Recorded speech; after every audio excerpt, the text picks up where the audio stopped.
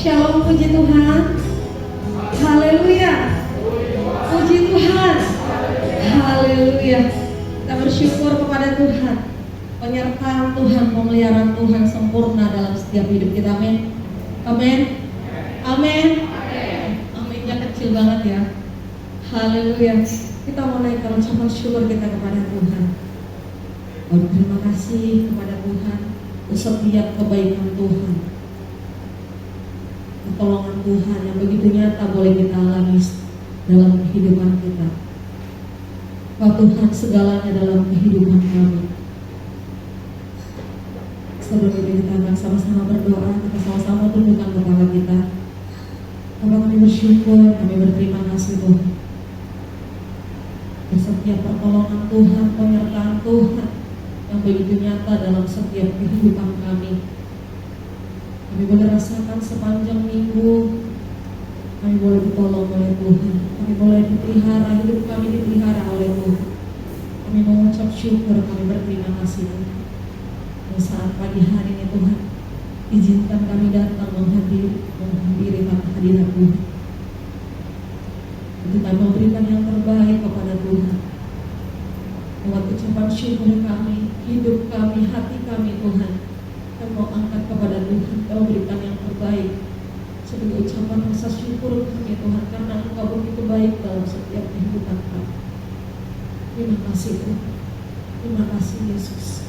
Kami mau datang menyembah Tuhan, kami mau datang memuliakan Tuhan, Raja di atas segala raja dalam kehidupan. Sebab kami tahu Tuhan, Engkaulah segalanya bagi hidup kami. Haleluya Tuhan. Kita angkat satu pujian kepada Tuhan. Engkaulah segalanya dalam hidup kami Tuhan. Engkau apa-apa yang mengasihi kami.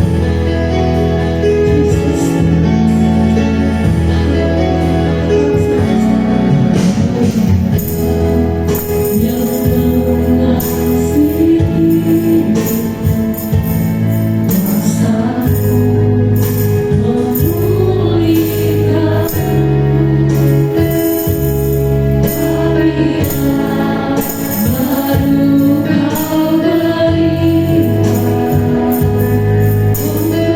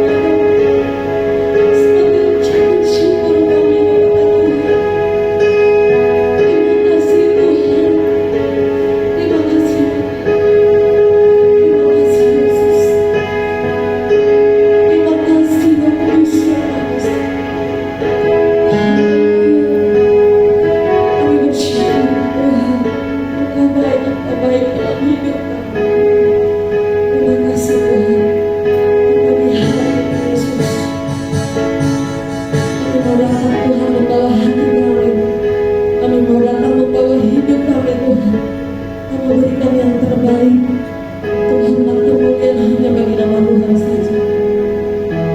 Setiap pujian kami, penyembahan kami lelah di hadirat Tuhan, menjadi duka yang berkenan di hadapan Engkau Tuhan. Disenangkanlah Engkau lewat pujian kami, disenangkanlah Engkau lewat penyembahan kami pagi ini. Dan tiba saatnya Tuhan, kami akan bersorak-sorai, bertepuk tangan, kami berikan yang terbaik kepada Tuhan. Engkau Raja di atas segala raja, Engkau Allah yang bertata di atas puji-pujian umat Tuhan. Terima kasih Bapa. Di dalam nama Tuhan Yesus Kristus kami siap memuji Tuhan. Haleluya. Amin. Puji Tuhan. Haleluya. Siap memuji Tuhan. Boleh berikan kemuliaan yang terbaik kepada Tuhan. Sepertinya lebih dahsyat dari ibola yang beri kemuliaan kepada Tuhan Yesus Kristus. Haleluya. Dia Allah yang bertata di atas puji-pujian. Amin. Kita angkat pujiannya Tuhan Allah kita bertata di atas pujian umatnya.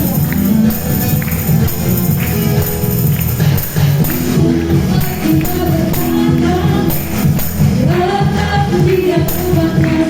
Tuhan kita bertata di atas pujian umatnya. Allah hadir, bila Allah hadir, kita mati tak pernah mengalir. Tuhan kita berkata di atas dia umatnya. Tuhan kita berkata di atas dia umatnya.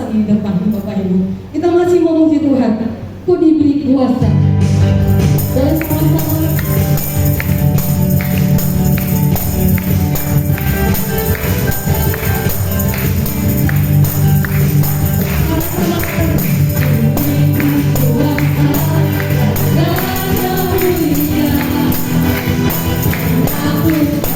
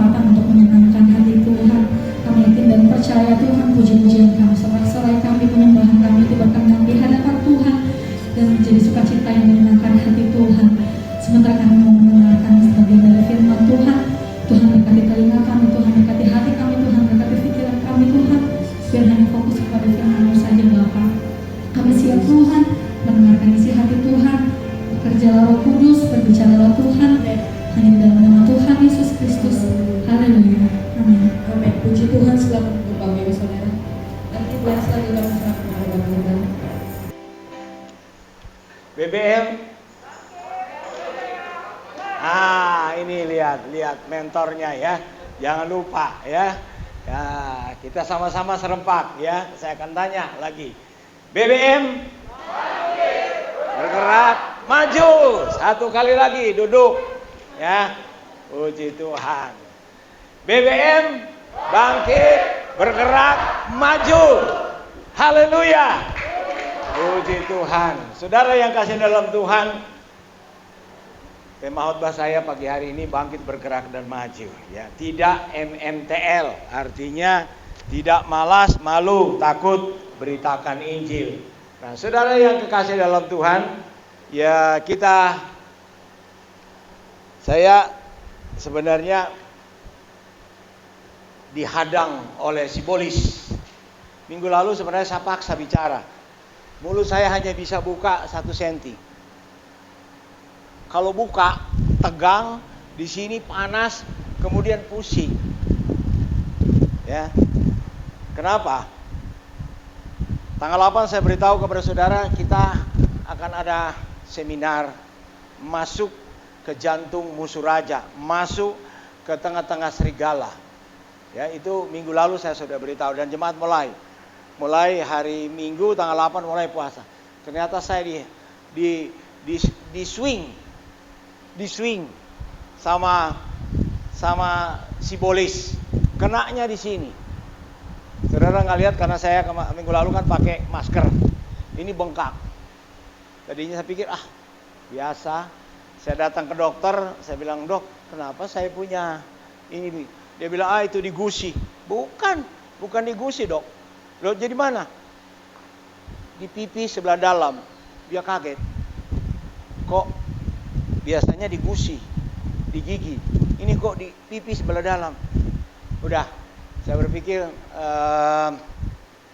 ya mau diapa? Dia sudah bilang begitu. Waktu saya ibadat hari Minggu di Jalan Mangga, saya salaman ponakan saya. Ya, waktu dia salaman, cium pipi kiri, cium pipi kanan, lalu dia tendang begini, teng. Bayangkan saudara bisul kalau ditendang dengan rahang. Langsung tap, aduh Tuhan ini luar biasa. Ya biasanya saya kalau bisul maaf bicara di kaki, di punggung ini. Ya, tapi ini di mulut.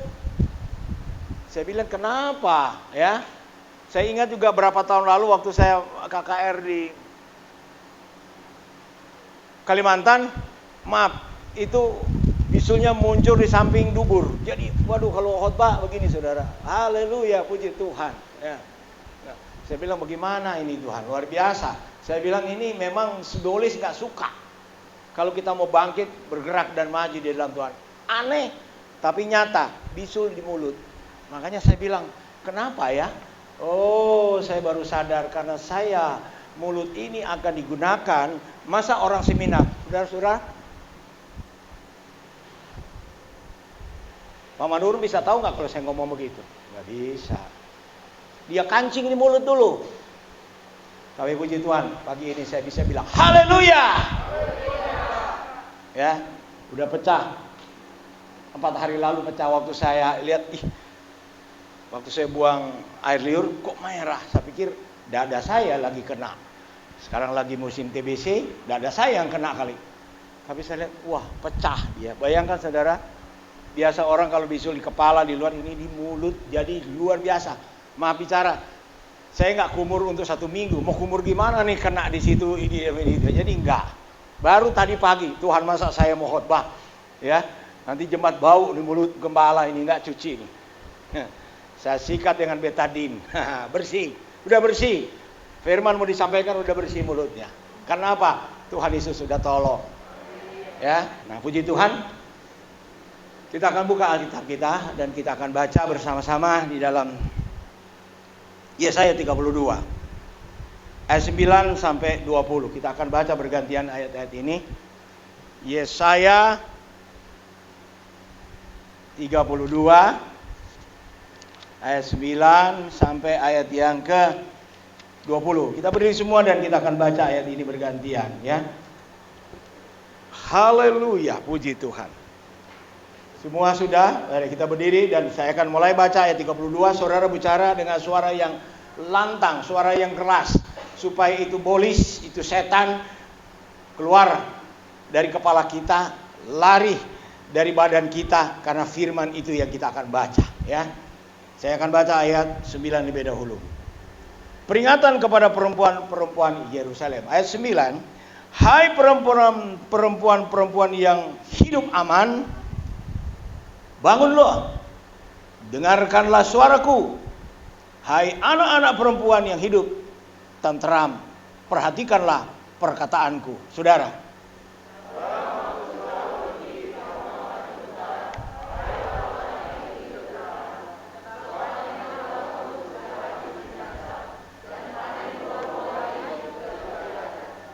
gentarlah, hai perempuan-perempuan yang hidup aman.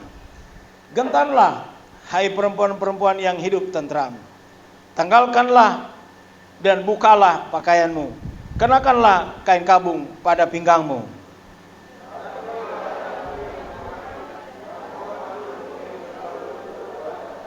Ratapilah tanah bangsaku yang ditumbuhi semak duri dan putri malu, bahkan juga segala rumahmu, tempat bergirang-girang di kota penuh keriaan.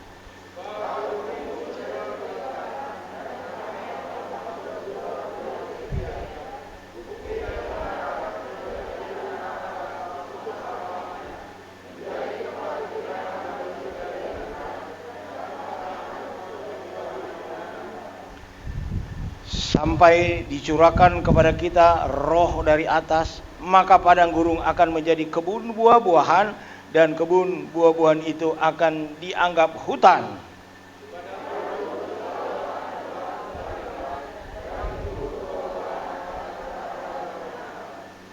Di mana ada kebenaran, di situ akan tumbuh damai sejahtera, dan akibat kebenaran ialah ketenangan dan ketentraman untuk selama-lamanya.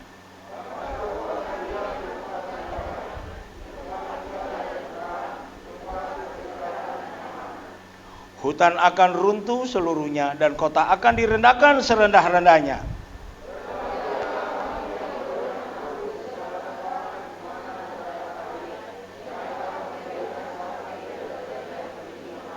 Ya, puji Tuhan.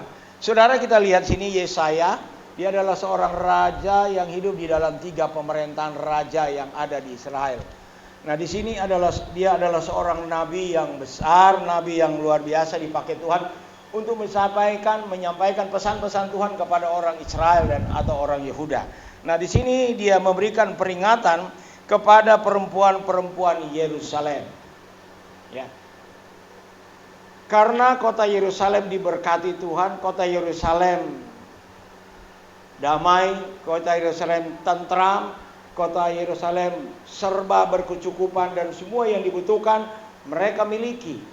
Tuhan suruh berkat datang ke kota Yerusalem yang didiami oleh orang Yehuda atau orang Israel, dan mereka menikmati semuanya itu.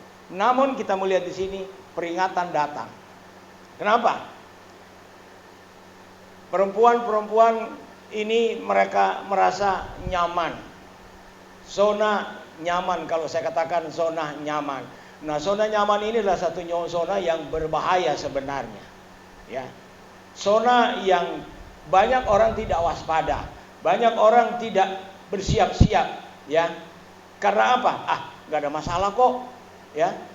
Nggak ada persoalan kok, damai-damai kok. Nah, disinilah 2 tahun yang lalu Indonesia juga tentram, damai, aman, tenang. Tiba-tiba teriak dari Depok, ada orang yang kena pandemi. Waktu itu kan orang bilang, bahkan menteri juga waktu itu enggak kok, enggak apa-apa. 6 bulan sesudah itu Jakarta dihajar habis-habisan oleh COVID-19.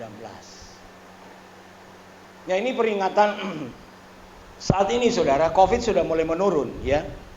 COVID sudah mulai menurun, pandemi sudah menurun, ya. Saya dengar di Wisma Atlet tinggal ada berapa puluh orang yang ada. Ya. Nah, tapi kita belum tahu lagi nanti yang pulang dari kampung ini bagaimana reaksinya. Tapi kita sudah berdoa, Tuhan, tolong Jakarta supaya tidak kembali lagi seperti Lebaran tahun yang lalu. Ya, kita dihajar pandemi COVID-19 yang luar biasa, mengerikan.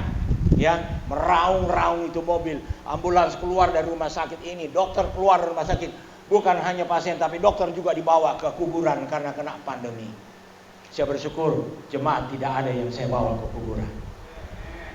Itu bukan kebetulan, saudara. Kembali lagi saya disuruh Tuhan mengingatkan kita. Kita ada di zona nyaman. 26 bulan bebas. Tidak ada yang terpapar, tidak ada yang terkena. Tetapi saya harus memberitahu, mengingatkan kembali kita. Jangan kita santai, ada di zona nyaman, lalu kita bilang, biasa. Hati-hati ya, kita harus waspada. Karena berita terakhir, Jakarta adalah pusat kematian diakibatkan oleh hepatitis akut. 12 orang atau 13 orang yang terkena di Jakarta, ya, 3 atau 4 lewat. Begitu cepat, anak-anak. Menurut dokter ahli anak, ya, dia bilang itu akibatnya dari COVID-1 yang akan menghantam paru-paru dan sekejap dia lebih kejam dari COVID yang kita alami sekarang. Ya. Karena setelah kena, anak-anak itu cuma bergejala pusing, muntah, ya, dia diare, tiba-tiba masuk langsung berubah jadi kuning, nggak tertolong. Saya tidak takut-takutin saudara, tidak. Tapi saya kembali kepada Injil, karena Injil ini mendahului segala-galanya, saudara. Amin. Sehingga kalau Tuhan sudah memberitahu lebih dahulu, kita bersyukur, kita sudah dikasih ingat dulu. Jangan, kenapa gembala nggak kasih tahu? Kok kenapa orang tua nggak kasih tahu? Kok kenapa pemerintah nggak kasih tahu? Sudah begini baru kasih tahu, terlambat. Tuhan tidak pernah terlambat untuk menolong kita. Dia tepat waktu. Dia datang saat ini untuk mengingatkan ada bahaya yang akan melanda kita. Kita melihat di dalam Yesaya. Yesaya ini adalah kitab Injil di dalam Perjanjian Lama. Kata-kata itu memberikan satu penghiburan, ada memberikan kekuatan, akan beri motivasi dan beri peringatan. Nah, sekarang dia datang untuk memberi peringatan kepada perempuan-perempuan. Perempuan bisa disilakan dengan gereja. Gereja itu adalah satu istilah dalam Alkitab, adalah perempuan, pengantin Kristus. Dan untuk itu kita diingatkan. Lah, saudara, kita lihat di sini ya. Keadaan ini ya, dengan adanya nyaman, ini saya katakan zona nyaman, banyak orang percaya akan kehilangan visi, misi dan nilai. Ya, karena nyaman, nggak perlu berdoa, nggak perlu ibadat, nggak perlu cari Tuhan, kan sudah aman. Nah, inilah yang diperingatkan oleh Yesaya. Waspada, hati-hati, ya. Dalam zona nyaman, wanita-wanita diinginkan kamu ada dalam keadaan tentram, damai, tenang, ya. Tapi kalau sudah lihat ayat selanjutnya, Tuhan ingatkan ini yang akan terjadi. Nah, saya hanya menyampaikan pesan daripada Yesaya untuk kita sekalian. Karena kita ini adalah orang-orang yang dahsyat, luar biasa, pilihan Tuhan yang tidak ada duanya di Jakarta. Mengapa? Karena saudara adalah biji mata Allah. Diperhatikan oleh Tuhan lebih daripada mereka yang ada di luar-luar sana. Saudara sudah ditebus dengan darah Yesus. Dosa kita sudah diampuni. Dan kita sangat berharga dan sangat mulia. Saya bangga, saudara, sidang Jumat yang ada Jumat Immanuel, ya, tetap eksis. Di saat-saat yang sukar, gereja-gereja yang ada banyak yang ketakutan. Memang kenyataan demikian, takut kok. Tetapi saudara masih melangkah datang untuk cari Tuhan. Dan ternyata langkah saudara diperhatikan oleh Tuhan. Saudara sehat, saudara aman, saudara ditolong, saudara diberkati Tuhan, saudara dilindungi. Itu bukan kebetulan. Kenapa? Karena kita berani ambil langkah untuk mencari Tuhan di tengah-tengah kesulitan hidup. Ini yang perlu saya ingatkan. Ya, saudara lihat, kita mulai dari ayat yang ke-9. Ya, ayat 9 yang kita baru baca tadi, dia katakan, hai perempuan-perempuan yang hidup aman. Ya, bangunlah, dengarkanlah suaraku, hai anak-anak perempuan yang hidup tentram, perhatikanlah perkataanku. Kita hidup tentram, aman. Sudah 26 bulan kita mendapat pertolongan Tuhan. Bangun, waspada. Ya, karena apa, saudara? Ya, perempuan itu diidentikan dengan gereja atau jemaat Tuhan. Bangun, ya, bangun, bergerak dan maju, waspada. Setelah COVID-19 lewat, Ya, majulah. Saya ingin mendorong saudara maju, rohani Anda yang maju. Bisnis, perdagangan, uang akan ngikut. Waktu saya cetuskan mau berangkat ke sana, saya berpikir, mereka bilang, tolong Pak, kami mau berangkat, ini ya kami di sini kan nggak mampu untuk bayar penginapan, untuk makan. Saya bilang, laksanakan saja, laksanakan. Saya nggak tahu bagaimana, ya, bagaimana caranya. Tuhan punya cara. Saudara belum kasih uang sponsor untuk itu, belum. Jemaat juga Jalan Mangga saya nggak minta. Saya bilang Tuhan pasti siapkan. Saya lagi duduk-duduk di pondok, lihat-lihat, tiba-tiba ada, Pak, ngapain? Saya lihat itu barang bekas di gudang, boleh nggak tuh? Wih, saya terus ingat, saya lagi butuh duit ini. Coba, Tuhan kan nggak kehilangan akal. Saya nggak kerja, nggak jualan, nggak. Tapi iya ya, barang bekas, ayo tawar. Ternyata uang barang bekas itu cukup penginapan dan kasih makan seminar. Amin. Saudara kan saya belum gugah saudara kan, belum. Tuhan sudah kasih jalan. Bayangkan, rongsokkan bisa. Kalau manusia tidak bisa, Tuhan bisa tahu cara itu. Saya juga bingung. Gak ada yang kasih ide, nggak ada. Tuhan kirim. Ya, barang-barang rongsokan di situ dihargai untuk bayar penginapan dan untuk ini. Masih ada transportasi belum, tapi saya tahu Tuhan akan kirim. Saya nggak tahu siapa yang mendengar, biar dia tergerak hatinya. Haleluya. Saudara, kita bekerja bersama-sama. Taruhan kami berempat, taruh nyawa masuk ke pondok pesantren. 2 pondok pesantren, 1 tempat kami Tuhan bina. Kami masuk dan kami akan bilang, memang mengerikan. Tapi ya mau dia apa? Apakah kita mau lari? Mereka nunggu. Ya, dan saudara yang kasih dalam Tuhan, kita melihat bagaimana ya, kita harus punya moral, dan saya katakan moral jemaat yang ada di sini tangguh. Moral, etika, integritas, karakter kuat. Ya. Kalau enggak, bangku ini kosong. Penakutan, ketakutan semua. Tapi semua ada. Saya melihat, dan Tuhan kasih kesehatan, Tuhan lindungi. Ya. Pekerjaan saya hitung jamaah sama dengan jemaat yang ada di Jalan Mangga, saudara. Jemaat di Jalan Mangga ada satu keluarga yang saya harus selundupkan perjamuan ke Wisma Atlet. Kena dia, satu keluarga. Saya bilang, ya Tuhan, kami nggak bisa pergi, keluarga nggak bisa pergi. Saya bilang, Jor gini, cari pokoknya gimana caranya kamu selundupkan perjamuan ini. Bawa, nyampe di Wisma Atlet. Ya, karena kan nggak boleh sembarang, ya, nggak tahu pakainya. Saya bilang ini obat di atas segala obat. 3 hari aja, saya dengar udah pulang. Loh, terus gimana? Nah, saya layani di rumah, kirim. Sekarang, kemarin saya dikirim babi dari Bali. Kenapa? Puji Tuhan, Tuhan sudah sembuhkan, sudah usaha saya bangkit, dan saya bisa bolak-balik liburan ke Bali. Bayangkan liburan ke Bali zaman begini, gembala aja belum, kamu sudah pergi. Iya, saya diberkati Tuhan. Ya, pekerja makan babi nggak kemarin? Itu dia. Saya mau kasih tahu. Terpuruk. Ya, terpuruk, kena satu keluarga. Sedangkan usaha dagangnya, ya saya bilang usaha dagang di pasar lontar. Saya bilang nggak bisa ada makan, dia nggak bisa. Tapi Tuhan itu hebat. Ketika kita mau taat sama firman, ya, mau lakukan firman, maka Tuhan rubah situasi dan keadaan yang tidak bisa masuk dalam otak kita. Nah, ini yang saya ingin supaya perempuan jemaat Tuhan jaga momen ini, jangan kurang. Kalau saudara-saudara berkata mau maju, jangan mikir mundur. Kalau orang mundur nggak ada senjata, nggak ada. Orang maju ada senjata dari Tuhan. Ya, nah kita lihat lebih jauh lagi. Ya, ya.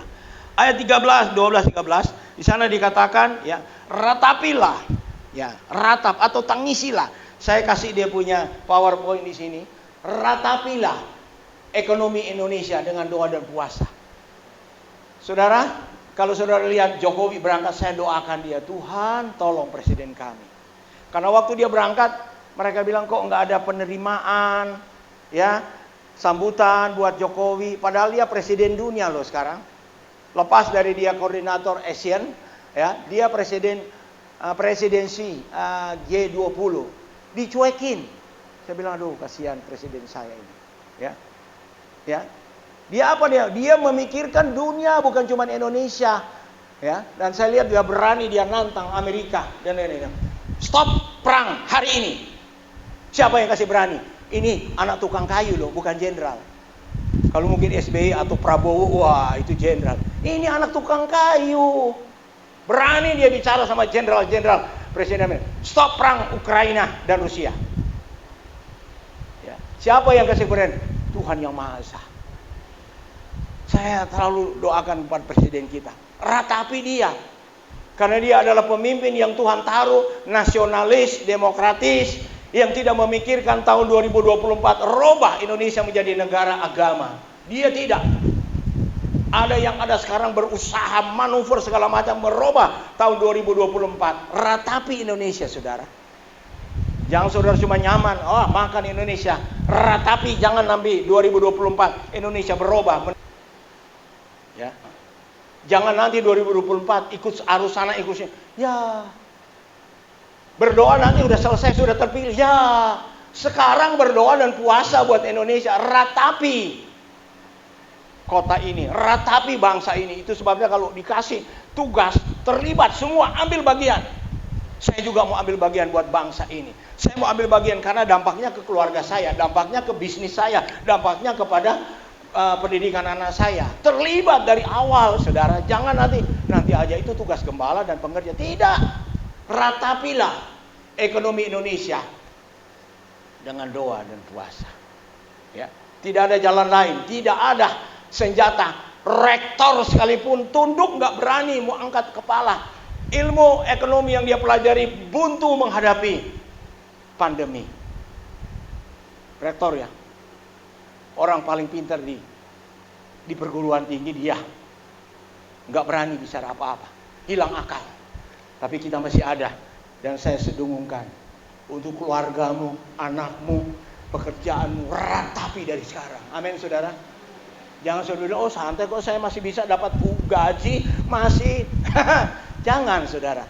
Saya ingatkan, saudara, sampai di mana kekuatan perusahaanmu, sampai di mana pemerintah punya uang untuk bayar gaji pegawai negeri, sampai di mana. Sekarang sebenarnya kita kalau dihitung sudah defisit. Triliunan uang kita sudah dimakan oleh COVID. Kita sekarang tinggal hidup dengan pinjaman atau simpanan. Saya kasih tahu. Simpanan daripada negara sudah dikuras. Ya. Ratapi, saudara. Karena ini tugas kita orang Indonesia. Lalu kita lihat ya. Ayat 14. Kesusahan akan melanda Indonesia dan dunia, tetapi jangan khawatir. Baca dulu Mazmur 91 ayat 5, 6 dan 9. Ya. Saudara, kesusahan akan melanda Indonesia dan dunia, akan.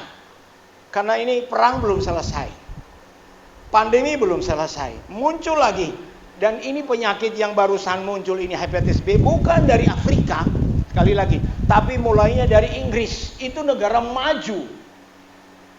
Apalagi kita ini negara Asia dan Afrika, itu di bawah dia. Dia aja kena hepatitis akut mulai dari Inggris. Otak-otak orangnya hebat di sana, tapi sekarang dia kena duluan. Jadi saudara bisa bayangkan kemampuan Indonesia untuk menghadapi hepatitis ini. Saudara ada di tempat pekerjaan di pinggir jalan, saudara ketemu orang cuma, apa kabar Pak? Muncrat dia punya itu, udah masuk sama kita. Itu sebabnya tetap dianjurkan jangan lepas masker. Ya. Saya tidak takut, tapi saya ikut apa kata pemerintah. Terus coba baca dulu ayat ini. Ini sebagai kekuatan kita. Baca sama-sama supaya ini menguatkan saudara menghadapi situasi yang buruk ya. Jangan kita terlambat ya. 2, 3.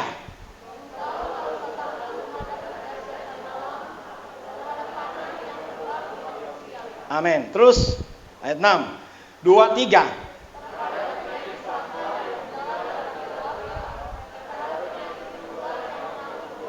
Terus ayat 9. Ya, ayat 9 sama-sama lagi 2, 3. Sebab Tuhan ialah tempat perlindunganmu yang maha tinggi, telah kau buat tempat perteduhanmu. Tuhan adalah tempat perlindungan yang maha tinggi yang engkau, saudara dan saya sudah buat tempat perlindungan selama 26 bulan. Enggak ada amin? Kita sudah buat dia tempat perlindungan. Jadi untuk ke sana kita tinggal lanjutkan saja. Lanjutkan terus. Karena jaminan sudah ada. Kita nggak usah pikir-pikir gimana caranya. Protokol Alkitab sudah beritahu. Ikutin saja. Ya, karena itu sudah benar, ya. Untuk uji tes kemarin untuk satu vaksin 6 bulan, paling enggak 1 tahun. Kita sudah uji vaksin kita. Apa ini namanya? Apa namanya ini? Perjamuan Tuhan sudah berapa lama kita uji dia? 26 bulan. Sudah paten atau kan belum? Saya mau kasih tahu. Jadi jangan main, saudara, untuk perjamuan. Saudara ada sibuk di mana, semana, datang terima perjamuan. Karena ini obat paten. Ya. Bukan yang lain-lain. Ini obat paten. Sehingga apa? Ketika kita berdapat serangan, imunitas rohani kita sudah ada. Ya. Kita tidak abal-abal. Hargai anugerah kemurahan yang Tuhan berikan dalam hidup kita. Napas kita cuma pinjam dari Tuhan, saudara. Kemarin ada anggota di sini. Ya, perhatikan ini cerita ya. 2 hari lalu. Tiba-tiba jam 3. Om, tante, om. Kenapa, om? Papa kenapa? Lagi kerja, pegang strom, cerat-cerat, hilang. Ya. Hilang nyawanya, bukan hilang apa, hilang nyawanya. Jadi berhenti jadi orang. Selangkah kita dengan maut, saudara. Sehat. Waktu dia bilang, kenapa? Sehat, papa saya sehat ini kok. Nah, itulah makanya saya kasih tahu, saudara. Jangan main-main dengan waktu ini, waktu Tuhan. Enggak mesti lewat COVID. Ya, sehat. Masih kerja lagi bubut. Lagi dia cuma duduk sebentar kira-kira jam 3 ya. Saya kaget. Anaknya teriak, dia foto. Papanya sudah kejang. Siapa yang tahu akan pergi sebentar? Siapa yang tahu akan pergi minggu depan? Siapa yang tahu? Enggak ada yang tahu. Itu rahasia Tuhan. Itu sebabnya takut Tuhan. Jangan main-main dengan Tuhan. Nyawa kita hanya selangkah. Saya kejar mau datang. Rupanya cepat dibawa ke pemakaman, ya, nggak mau ditahan, ya. Nah itulah yang saya bilang, saudara. Zona nyaman kan? Senang, apa-apa, kerjaan biasa, dapat uang, iya betul. Tapi jangan Tuhan dilewatkan dalam hidupmu setiap detik. Nyawa kita adalah Tuhan punya yang kasih pinjam untuk kita gunakan. Setiap pagi saya bilang, Tuhan, kalau saya baru bangun ada nafas, terima kasih Tuhan. Terima kasih Tuhan. Hargai kesempatan hidup yang Tuhan berikan. Untuk apa? Muliakan Tuhan dengan tubuhmu dalam hidupmu. Nah terus, ya, ayat 15-16. Nah ini saudara, ya. Roh Kudus adalah penolong kita di padang gurun. Ada keadilan di sana. Yesus pun lewati padang gurun. Kita baca dulu ayat ini. Matius 4 ayat 2 dan 4. Kalau kita melewati kesulitan hidup, jangan saudara mengelak dan saudara bilang, saya mau pindah aja jadi orang Kedar Nebayot karena di orang Kristen banyak salib. Tunggu dulu. Guru kita Yesus aja melalui padang gurun salib. Ya, sebelum dia disalib dia sudah lewati kesulitan hidup. Saudara lihat di sini ayat Matius pasal 4 ayat 2 sampai ayat yang keempat. Di situ dikatakan Yesus dibawa oleh Roh Kudus ke padang gurun. Kemudian sesudah itu dia diuji, dia dicobai oleh setan. Yesus aja dicobai, apalagi saudara dan saya. Pasti kita akan hadapi. Tapi kita bersyukur kita punya firman. Kita lihat, ya. Coba baca. Bisa Matius? Ya. Dan setelah berpuasa 40 hari dan 40 malam, akhirnya laparlah Yesus. Terus lanjut. Nah, saudara perhatikan ini, Yesus pun diuji, ya, bukan saudara. Lalu datanglah si pencoba itu dan berkata kepadanya, jika engkau anak Allah, perintahkanlah supaya batu-batu ini menjadi roti.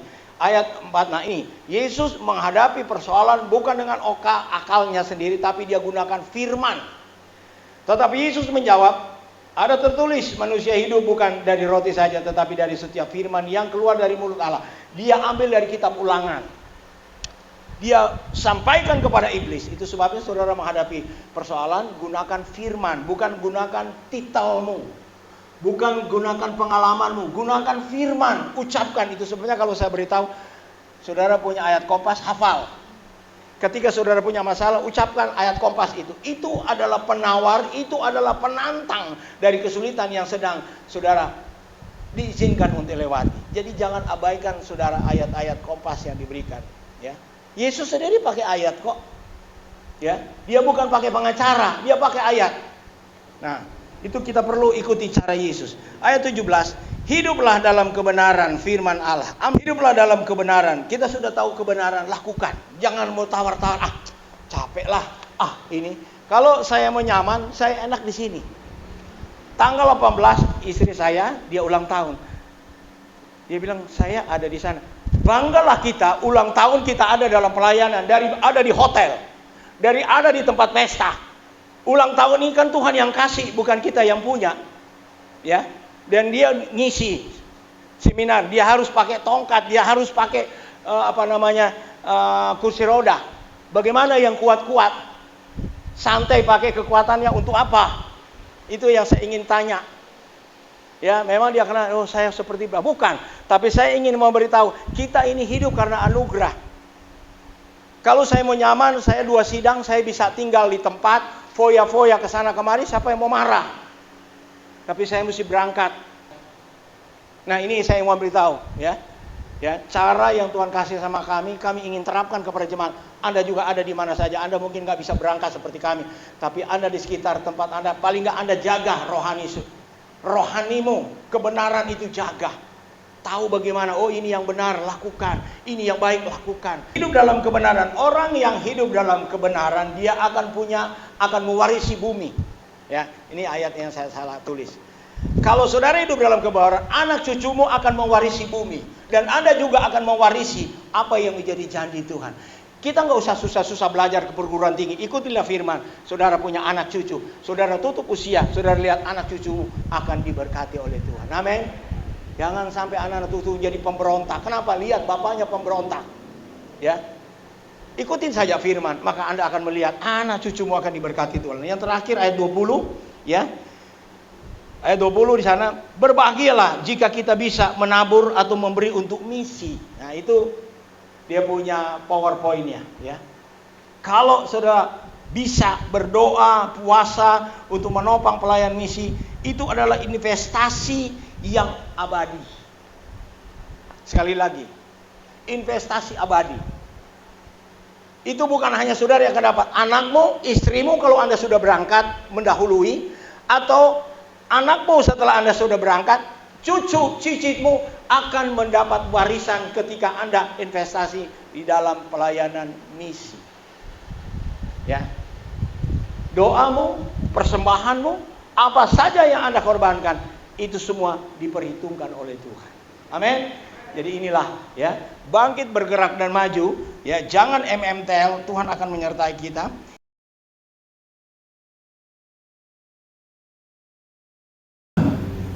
Semua sudah dapat roti dari anakmu.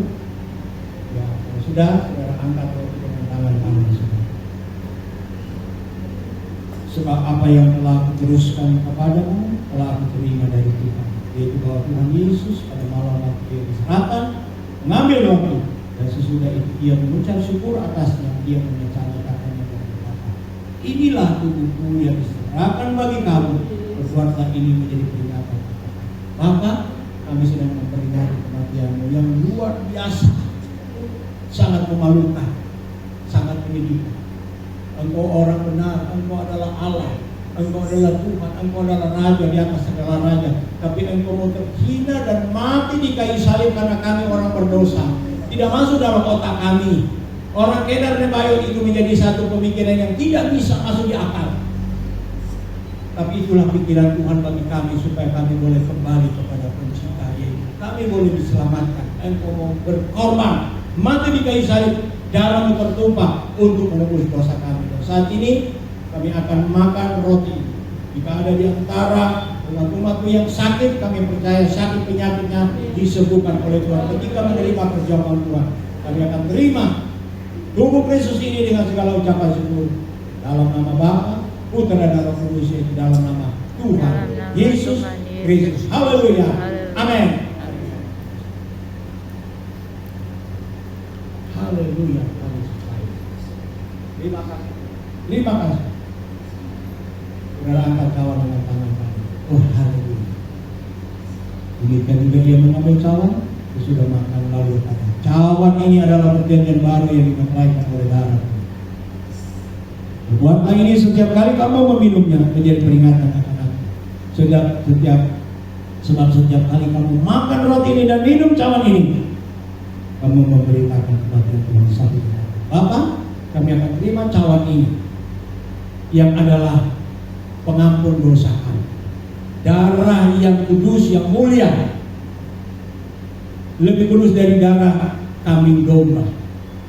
Darah anak domba Allah yang sudah ditumpahkan di Golgota untuk menebus dosa, menebus salah kami, menyelamatkan kami, menyembuhkan kami. Dan saat ini kami akan terima darah ini dengan segala ucapan syukur dalam nama Bapa, Putra dan Roh Kudus, yaitu dalam nama Tuhan Yesus Kristus. Haleluya. Amin. Mari kita minum. Terima kasih Tuhan. Terima kasih Tuhan. Kami juga terima perjamuan Tuhan. Yang lemah dikuatkan, yang bimbang dipertapan hatinya, yang dalam keadaan sakit sudah disembuhkan dalam nama Yesus. Hamba-Mu juga yang sakit dari mulut ini, Tuhan sudah sembuhkan dalam nama Yesus. Karena suara mulut ini akan dipakai untuk pelayanan misi mulai hari Senin yang akan datang. Dalam nama Yesus kami sudah berdoa. Haleluya. Semua yang percaya katakan amin. Itu aja berikan. Puji Tuhan, kita akan akhiri pada saat pagi hari ini. Kami sama-sama bangkit berdiri kembali. Kita akan sama-sama terima berkat dari Tuhan. Aku punya Tuhan yang besar. Haleluya.